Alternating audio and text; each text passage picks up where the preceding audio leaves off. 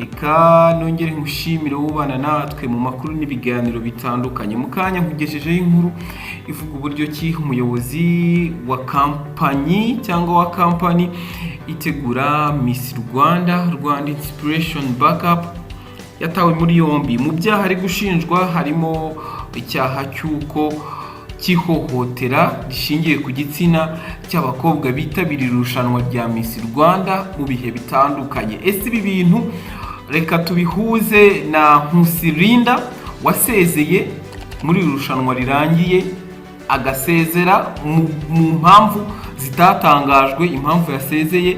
Ese birongera guhurira he na Nimwiza Megan, Miss Nimwiza Megan wari umuvugizi w'iyi company wasezeye nawe ejo bundi mu minsi yashize. Ese ibi bintu hari aho bihurira? Reka tubane mu makuru n'ibiganiro byacu bya buri munsi. Buka gukora subscribe kugira ngo tujye tubana, ubundi ujye ubasha kuba mu mbere babona amakuru n'ibiganiro byacu. Reka tugaruke kuri iyi nkuru. Ni inkuru ifite umutwe ugira uti Ishimwe Dieudonné utegura Miss Rwanda yatawe muri yombi. Ishimwe Dieudonné uyobora Rwanda Inspiration Backup itegura Miss Rwanda yatawe muri yombi akurikiranyweho ibyaha bifitanye isano n'ihohoterwa rishingiye ku gitsina yakoreye abakobwa bitabiriye iri rushanwa mu bihe bitandukanye. Ishimwe usanzwe uzwi nka Prince Kid kuko mbere yo gutangira gutegura irushanwa rya Miss Rwanda uyu yari umuhanzi. Uyu musore afungiye kuri sitasiyo ya Remera mu gihe iperereza ku byaha akurikiranyweho rikomeje kugira ngo dosiye y'ibyo ashinjwa ishyikirizwe ubushinjacyaha. Yafashwe ku wa mbere tariki ya 25 Mata 2022. Amakuru agera ku Gihe nuko hari hashize igihe hari abakobwa bitabiriye irushanwa rya Miss Rwanda bamaranye igihe akangononwa, ngo Ishimwe yagiye abasaba ko baryamana kugira ngo abageze kure muri iri rushanwa. Ngo abakobwa bamunyuraga imbere harimo abo yasabaga ko baryamana, ubyemeye agahabwa amahirwe yo kugera kure mu irushanwa, mu gihe ubyanze we yananizwaga bikarangira avuyemo. Bivugwa ko mu irushanwa ry'uyu mwaka amajonjora y'ibanze ajya gutangira habayeho ibibazo ku buryo hari n'abakobwa batangiye kuvuga ko bazashyira hanze amakuru yose y'ibibera muri iri rushanwa. Uwahaye Igihe amakuru yavuze ko hari umukobwa wari waremeranyije na Ishimwe ko azamufasha kuba Miss Rwanda uyu mwaka. Ngo hari abantu baje kubimenya basaba ko bihinduka, bitaba ibyo nabo bagashyira hanze ukuri kose kw'ibibera muri iri rushanwa. Ishimwe yatangiye gutegura Miss Rwanda muri 2014 binyuze muri sosiyete yashinze yitwa Rwanda Inspiration Backup. Mbere y'icyo gihe mu mwaka wa 2009 iri rushanwa ryateguwe n'iyari Minisiteri y'Umuco na Siporo ryahise rimara imyaka 2 ritaba, ryongera kuba mu mwaka wa 2012 riteguwe na Mashirika itegura amaserukiramuco y'imbyino. Reka ibi bintu tubihuze n'ibintu byabanje kuba muri iri rushanwa. Iyi nkuru iragira iti hari umukobwa umwe wari waremerewe ko agomba kuba Miss Rwanda, ubundi biramenyekana bijya hanze n'abandi bati ibi bintu bihinduke, nibidahinduka turabishyira hanze. Reka tubihuze n'umukobwa bita Nkusi Linda wari uri mu bakobwa bagiye muri bootcamp nyuma agasezera ntihagaragazwe impamvu yasezeye. Haza gusohoka amakuru yuko umukobwa ashobora kuba atwite n'ibindi byinshi, yuko hari irindi rushanwa ashobora kuba agiye kwitabira rishobora gutuma Miss Rwanda itamwemera yuko yaryitabira. Iyi Miss Rwanda itari yarangira havugwa amakuru menshi, ariko iryo rushanwa ntabwo yarigiyemo, yarasezeye na n'ubu aracyari aho ngaho. Ese ibyo bintu hari aho bihuriye n'ibyo ngibyo? Nawe ashobora kuba yaratswe ibyo ngibyo, cyangwa ashobora kuba yaramenye yuko haberamo ibyo ngibyo agahitamo kuvamo. Ese ibi bintu birahurira hehe na Nimwiza Megan wari umuvugizi w'iri rushanwa akaba yarasezeye? Ese yabonye yuko aya makuru ashobora kuzamukoraho ko wenda yaba yazi akaba yarayacecetse, akaba yaba umufatanyacyaha? Ibi bintu byose mureke tubihuze, birahurira hehe? hashize igihe gito Miss ni mwiza Megan asezeye kuba umuvugizi w'iri rushanwa. Ntabwo byoroshye, reka dukomeze dukurura amakuru, ariko nawe ufite igitekerezo wagitanga muri komenti ukatubwira uko ubyumva cyangwa ukatubwira uko bimeze. Abaye n'amakuru mashyashya wayatugezaho tukayatangariza imbaga nyamwinshi idukurikira. Reka nkubwire yuko tubakunda cyane, mwibuke gukora subscribe nimba mutari mwabikora kugira ngo amakuru n'ibiganiro muzajye muyabona mu ba mbere. Aya n'andi makuru ari kuvugwa mu binyamakuru bitandukanye ku isi. Aimable Karasira uzaramba yagirizwa izaha vyo guhakana no guha ishingiro genocide yakorewe abatutsi mu mwaka w'igihumbi kimwe n'amajana 1994 mu Rwanda. Avuga ko u Rwanda rudakwiye kwakira inama mpuzamakungu ihuza ibihugu bivuga ururimi rw'icongereza.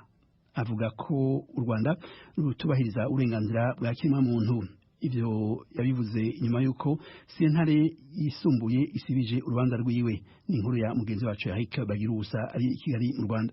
Bwana Aimable Karasira uzaramba yagaragaye mu cyumba cy'urukiko rwisumbuye rwa Nyarugenge ari mu mpuzankano y'iroza iranga abafungwa.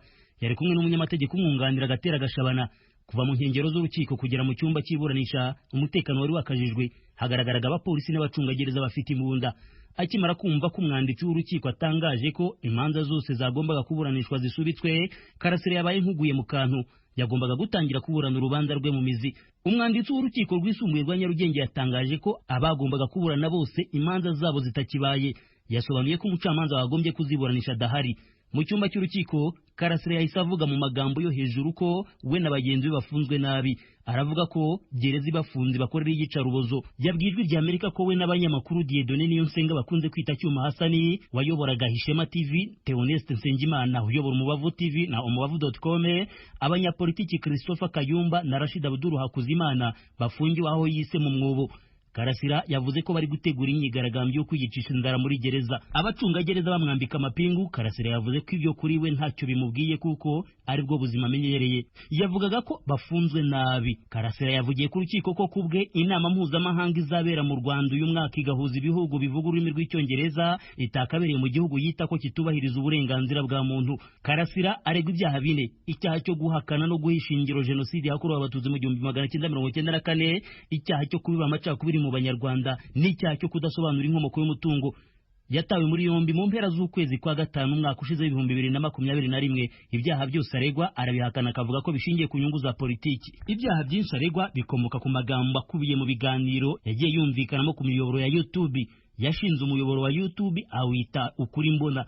Avuga ko yawushinze mu rwego rwo kwivura agahinda gakabije yatewe n'amateka y'ubwicanyi yanamugizeho ingaruka. Amwe mu magambo ubushinjacyaha bumuregesha buvuga ko Karasira mu biganiro bye yavuze ko genocide yatewe n'ihanurwa ry'indege yari itwaye perezida w'u Rwanda Juvenal Habyarimana. Hanze y'ibyo, Karasira yakunze kumvikana mu biganiro byinshi avuga ko abari abarwanyi b'inkotanyi mu rugamba rwo kubohora u Rwanda aribo bamwiciye abavandimwe be. Mu miburanire ku rwego rw'ifunga n'ifungurwa ry'agateganyo, Karasira uzaramba yakunze kumvikana avuga ko adateze guteshuka ku cyo yita guharanira ukuri. Iburanisha ryimuriwe ku itariki ya 27 z'ukwezi kwa gatanu uyu mwaka. Bagira urusajwi rya Amerika i Kigali. Uburusiya ejo ku munsi wa mbere bwaragabishije ko intambara muri Ukraine ishobora kuzovamwo intambara ya gatatu y'isi. Bwagiriza kandi Ukraine gukina umukino ku biganiro by'amahoro. Inyuma y'umunsi umwe abategetsi ba leta z'umwe za Amerika bavuze ko abasirikare ba Ukraine bashobora kugwanya bagasubiza inyuma Uburusiya. Mu kiganiro n'ibimenyesha makuru mu Burusiya, umushikiranganje w'imigenderanire w'Uburusiya n'ayandi makungu Sergei Lavrov yaranyeguye inyifato ya Ukraine mu biganiro by'amahoro, akavuga ko kuba hashobora kuba intambara ya gatatu y'isi atawo ifata minenegwe. Haraheza amezi Perezida Zelensky wa Ukraine asaba ibihugu vya Buraya ibigwanisho biremereye birimwo n'indege za gisirikare. Umushikiranganje w'Ubwongereza wo kwivuna abansi nawe Ben Wallace yatangaje ejo ku munsi wa mbere ko ubu Bwongereza bushobora kurungikira Ukraine ibiduga vya blende bishobora gutera imisire indege z'intambara z'Uburusiya. Leta z'umwe za Amerika yamye iza imbere mu gufashisha Ukraine amafaranga n'ibigwanisho, kandi niyo yafashe iya mbere mu gufatira ibihano igihugu cy'Uburusiya.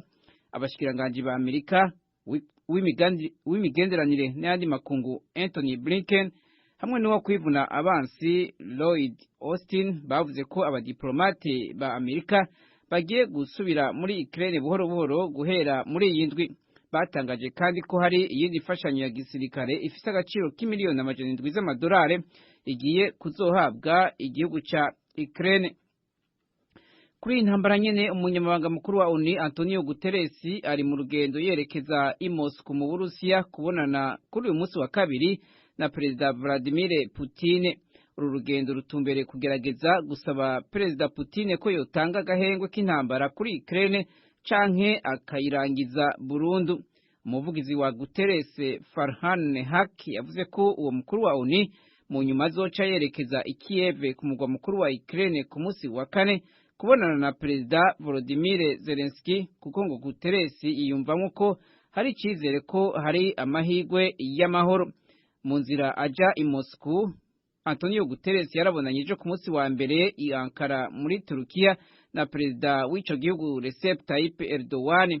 Uyu yari yaragerageje guhuza Uburusiya na Ukraine ngo baganire bahagarike intambara, ariko ivyo biganiro nta mwimbu ushimishije vyatanze. Umunyamabanga mukuru wa ONU Antonio Guterres yaragerageje nawe akatari gake gusaba gutanga agahengwe kugira abanyagihugu bafashwe, ariko ntiyumviwe n'impande zishamiranye muri iyo ntambara. Tuve muri Ukraine tuje ku mugabane wa Afrika mu karere k'ibiyaga bigari. Abantu 16 barimwo abasirikari 9 bararengutse imbere ya sentare muri Republika ya Demokarasi ya Kongo ejo ku munsi wa mbere bagirizwa kugurisha ibigwanisho ku mihari y'abagwanyi mu buraruko bushira ubuseruko bw'ico gihugu. Hari ibigwanisho bikeka ko byoba byaraguye mu minwe y'umuhari witwaje ibigwanisho Codeco wama wagirijwe ubwicanyi bushingiye ku moko mu ntara ya Ituri. Ibigwanisho nivyo bihava bigakoreshwa mu gutera imihana y'abanyagihugu hamwe n'amakambi y'abatesheje ingo zabo. Abasirikare 9 bariko barakurikiranwa barimwo umwe w'ipete rya Lieutenant Colonel hamwe na 3 b'ipete rya Major. Hambavu yo kwagirizwa kugurisha ibi bigwanisho mu buryo butemewe n'amategeko, bagirizwa kandi ivyaha byo mu ntambara no kuba barifatanije nabo bicanyi. Muri Afrika kandi ni mu karere ka Sahel ibitero vyamaze indwi zitatu vyakozwe n'urunani rw'abasirikare ba Niger na Burkina Faso ku mihari y'abajihadiste. Kumbibe ivyo bihugu bihana vyishe abakora iterabwoba bashika 100 hamwe na babiri ku ruhande rw'abo basirikare bafuye. Abakuru b'ivyo bisirikare bavuze ejo ku munsi wa mbere ko ivyo bikorwa vya gisirikare vyiswe Operation Tanri Trua byakozwe hagati y'amatariki ya 3 na 25 z'uku kwezi kwa kane. Bavuga kandi ko ibikoresho vy'abo bajihadiste bakoresha mu gukora ibisasu biturika byose byafashwe kandi byasambuwe. Ibihugu vya Niger na Burkina Faso byatangiye kugwanya abajihadiste kuva mu mwaka w'2015. Ibihumbi by'abanyagihugu baza barahasize ubuzima, abandi ibihumbi amajana barata ingo zabo baromoka. Muri ako karere nyene ni muri Burkina Faso, leta irongowe hanini n'abasirikare ejo kuwa mbere yaranse kwemera ikirangamisi ca CEDEAO kigabanya ikiringo mfata kibanza c'imyaka 3 kugira ubutegetsi buzoe bwasubiye mu minwe y'abasivile. Umuvugizi wa leta Lionel Bilgo yavuze ko ibiganiro bikibandanya kandi ko Burkina Faso yiteze kumva ico CEDEAO ivuga, ariko yongeye ko batazigera bakurikiza ikirangamisi giteye kubiri n'umugambi rusangi wabo wo kugarukana amahoro n'umutekano mu gihugu. Burkina Faso yabaye igihugu ca gatatu cakoze kudeta inyuma ya Mali na Guinea Conakry. CEDEAO yarabangiriye gufatira ibihano ico gihugu, yiteze ko kigiye gutanga ikirangamisi c'amatora gishobora kwemegwa, ariko mu ntango z'ukwezi kwa kane umusirikare yafashe ubutegetsi yavuze ko adashobora kuja munsi y'amezi 36.